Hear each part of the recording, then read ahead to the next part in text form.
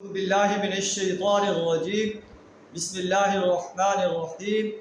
وهو الذي يرسل الرياح بشرا بين يدي رحمته حتى إذا أقلت سحابا ثقالا سقناه لبلد ميت فأنزلنا به الماء فأخرجنا به من كل الثمرات كذلك نخرج الموتى لعلكم تذكرون.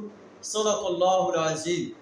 سورہ اعراف آیت نمبر 57 آپ کے سامنے تلاوت کی ہے. اس آیت میں اللہ تعالیٰ بعث بعد الموت کا بیان فرما رہا ہے. اللہ فرماتا ہے کہ اللہ وہ ہستی ہے جو بارش سے پہلے ٹھنڈی ٹھنڈی ہوائیں چلاتا ہے بشارت کے طور پر، اور اہل ایمان کو یہ محسوس ہو جاتا ہے کہ اب اللہ تعالیٰ رحمت کی بارش برسانے والا ہے. جب یہ ہوائیں جو ہے بوجھل بادلوں کو اٹھا کر چلتی ہیں، سقناہ لبلد میت، ہم ان بادلوں کو ایسے جگہ پر لے جاتے ہیں، ایسی زمین پر لے جاتے ہیں جو ویران ہوتی ہے، جس میں کوئی سبزہ نہیں ہوتا.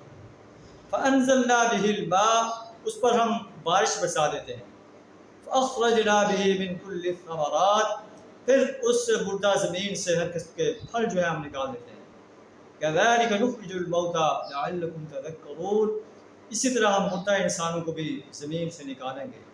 جس طرح ویران پڑی ہوئی زمین، مردہ پڑی ہوئی زمین پر بارش برسا کر ہم اس کو سرسبز و شاداب بنا دیتے ہیں، اسی طرح قبر زمین کے اندر دفن کیے ہوئے مردوں کو بھی ہم نکال کر اپنی عدالت میں کھڑا کریں گے اور ان سے ان کی زندگی کا حساب لیں گے.